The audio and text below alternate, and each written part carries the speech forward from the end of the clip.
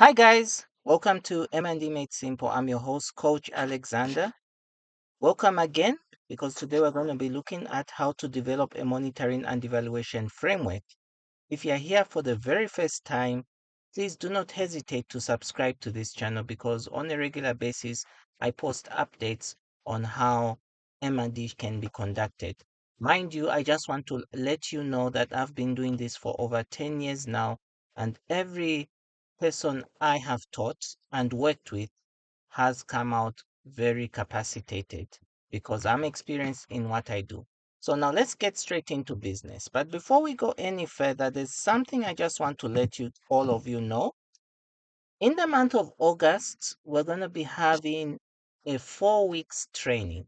Okay, this is an important training, and unfortunately, I can't get the whole world to participate. So if you want to book your place in this training, please don't hesitate to register in the link below. Now, this training comes at a very small fee of $50 per participant, but I can tell you, you won't find this anywhere else on the market. So please, guys, use this as a real opportunity and privilege to get the best training in monitoring and evaluation.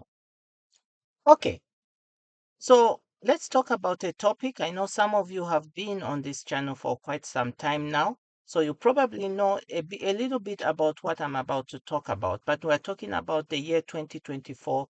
How do you develop a monitoring and evaluation framework? So the first thing you need to understand is what exactly is this framework. So now, as you can see in front of you, this is the framework. It's a matrix, okay? So the matrix outlines the indicators that you're going to be monitoring, the definition of these indicators, if there's any baseline information regarding that indicator, if there's any target regarding that indicator, you put it in that matrix. You also outline where you're going to be sourcing this data and how often you're going to be collecting it, who is going to be responsible for collecting it, and who will be reporting. Now, the issue is this. You see, in an organization, you have the M&E system in place. Okay, I'll use the word system, but the word system again covers other topics. But I'll use, just for simplicity, the M&D system. So now the issue is that the M&D framework matrix operationalizes M&D activities in your organization. So as you can see, everybody who's part of this monitoring and evaluation process must feed into this framework matrix. Okay. And you'll find that whoever is responsible for collecting what kind of data, whether, let's say, for example, number of trainings, who's responsible for collecting that, it all appears in this matrix, and you're simply supposed to populate it. Now, for us to add context to the framework matrix, we first need to understand what monitoring and evaluation is. So monitoring, as you may be well aware, is a continuous process. It involves tracking. It involves keeping in touch with your targets. Are you achieving the targets as planned? And it is usually activity based.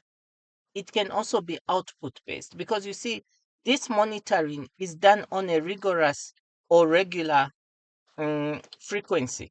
Okay, so you do it a lot more than you do it with than you do it with evaluation. Now, evaluation, on the other hand, is an assessment, and this assessment does not happen all the time. It happens at certain points in time in the project cycle. So you've got I'm sure you're all familiar with the end of project evaluation, but there's also a midterm evaluation. And also there is the evaluation that is done just at the start of the project, which is the baseline. So the purpose of the monitoring and evaluation framework is structured in order to help the organization implement M&D activities. So if you don't have a framework matrix in your organization, it becomes really challenging. And this is where you find that roles and responsibilities are not clearly defined. Okay? Because let me put it this way, the M&D officer facilitates a lot of the processes that happen in the institutions, but he still needs to rely on different users for data. So let's say a certain department implements trainings. So that department is supposed to provide the M&D officer with the necessary data. So now, for us to have a clear understanding of who is responsible for what, who provides the data, we need this framework matrix so that it is clearly defined, everybody is on the same page as to when this data should be provided. And it also helps in uh, explicitly mentioning how often this should be done. So M&D implementation is actually guided by the framework, and every project must have a framework matrix in place. Okay, so let's look at the components of an M&D framework. So as you saw in that visual, we've got different components, and I'll briefly explain what these mean. So let's start with the goal. So the goal is simply the impact of the project. So impact is usually seen 3 to 5 years, if I'm not mistaken. Sometimes I get to forget these things, but I want to believe it's up to 5 years. Okay, that's when you really get to see impact. But outcomes are seen between 1 to 3 years. Okay, that's when you see the outcomes between 1 to 3 years. So these are long-term changes or changes that happen as a result of an intervention. Then you've got the output, which can take up to a year to see change. Okay. And outputs are interesting because immediately the activity finishes, you get to have an output. I'll give you an example. Let's say you're building a house. The activity you're doing is actually building, getting bricks, putting cement and things like that. But the output that comes after that is the house. Okay. So that is the immediate change that happens as a result of an activity. So we've defined the goal, the outcome, and the output. And these different levels, we call these in M&D levels of results. These different levels of results are what determine how often you can collect your data. So for the impact level indicators, you can only collect them at a certain stage in time. Now, let's talk about indicators. So indicators are simply those the things you use to measure change. Okay? So there are those variables that help you measure change. So you talk of, let's say, agricultural production. What can help you measure whether productivity has increased or not is by knowing the kilograms that have been produced at a farm. Okay? Now, the definition in the M&D framework matrix highlights explicitly what each indicator means. Because what happens, believe it or not, you may be in the same team. You may belong to the same team of individuals in a project, but each of you have different understandings of what a certain indicator is. So, in order to clear the air, the definitions give you a standard understanding of what these indicators are. Then the baseline is at the start of the project, what value was there? So take, for example, let's go back to agricultural production. So when you started the project, the question is, what was the production levels at the farm? Okay? So that after end of the, when you know the baseline, you can be able to determine how things will be, whether things have improved or not when the project finishes, because you have the baseline. You knew what it was at the start. The target is where you want to go. So take, for example, your baseline is 1,800 kilos per hectare as your production levels. But your target is to reach maybe 2,500 kilograms per hectare. So those are what must be filled in the M&E Framework Matrix. And mind you, I have to emphasize this point. Those spaces you saw on the framework matrix must be populated. Everything must be populated. What I showed you was just a template. But in practice, when you're in the organization as an M&D officer, you must populate everything. What about the data source? The data source is where are you going to get this data from? When we come to frequency, how often do you collect this data? Now, mind you, as a rule of thumb, data is usually collected quarterly, semi-annually, or annually. That's usually the frequency of how often you collect the data, and that is determined by the type of indicator you're working with. Responsible person. Who is actually responsible? Remember, I talked about this.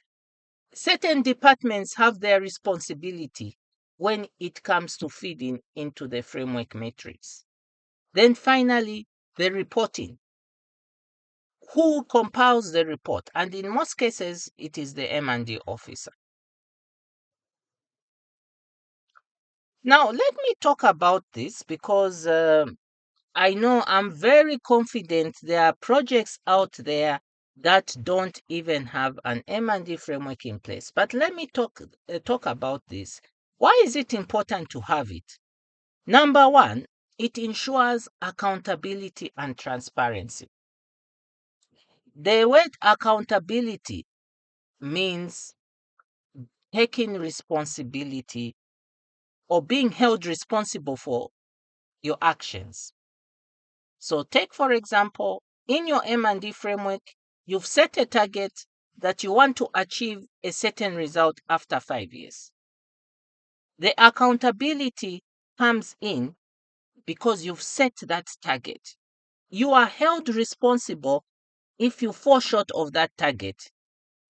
Transparency is another issue. You don't want to hide away. You must implement things transparently, and everybody should know who is responsible for what and when is this data collected and who will provide this data. It should be well spelled out to everyone. The other thing is that you want to ensure that this M&D framework is used as a tool to track your goals and objectives. Another thing, this M&D framework facilitates evidence-based decision making.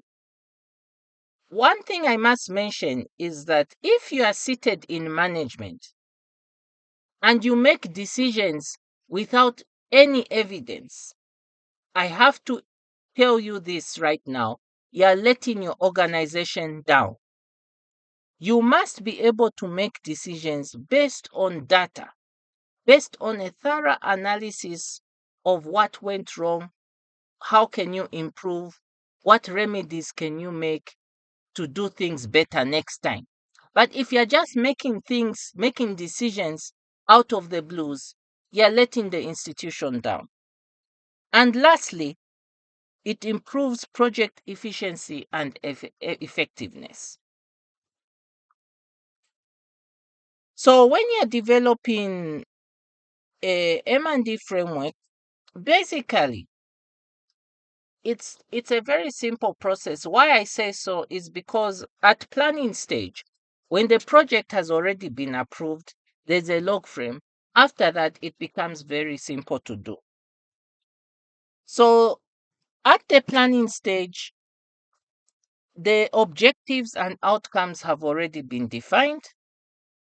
The desired outcomes have been outlined, and key performance indicators have been selected already. So your job, after you've done the planning with the team, after the log frame has been developed, your job now is to use the log frame to come up with an M&E framework matrix. And how you do that is you bring your staff together and other stakeholders who were involved in the development of the framework. You bring them together and you agree how are you going to operationalize the M&E in your organization. One key aspect as you are developing your framework, like I said earlier on, you must establish your baseline. You must establish your targets. Target setting is not about coming up with figures that you think yourself are okay. When you're coming up with targets, one, stakeholder consultation is important. But secondly, if you have that capacity to use trends, there's what they call trend analysis.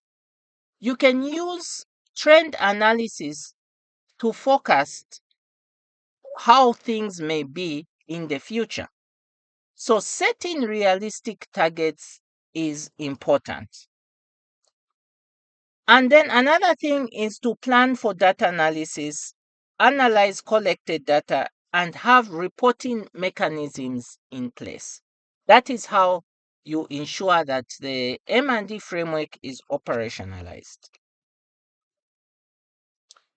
Now, what is the challenge in developing M&E frameworks? Now, I am bringing this up because I want you, my dear friends, to overcome these challenges and use this as an opportunity to have your framework in place.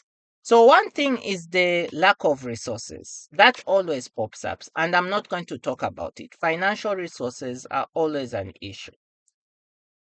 Secondly, the complexity of measuring some of this data. I have to admit that not all data is the same. Measuring this data can be challenging depending on the type of data you are measuring. I find it difficult to measure data that has to do with people's perceptions. That can be pretty challenging. Another issue that comes into play is the data quality. Data quality sometimes is, and I must say, quite disappointingly, it's overlooked and it has dire consequences in the decision making process. Then another challenge is that we don't tend to involve stakeholders when we are developing the M&E framework. So one way of overcoming these challenges is to prioritize your resources. Please, management, and I'm appealing to you, please prioritize M&E activities in your projects. You won't be disappointed. You must set aside funds for this. Work with your M&E officers, work with your M&E directors to make this work. Because I'm telling you, you'll be the ones smiling even more after things are done well. You can also capacitate your staff. Capacity building trainings must be done on a needs based and routine basis. You must also endeavor to continuously improve. And lastly, but not the least, find mechanisms and ways to engage stakeholders in the development of the M&E framework. A very big thank you for all those who were privileged to watch this video. Please remember to register for the training that's going to happen in August. And remember, I have you at heart. Until we meet again, see you on the other side. Bye.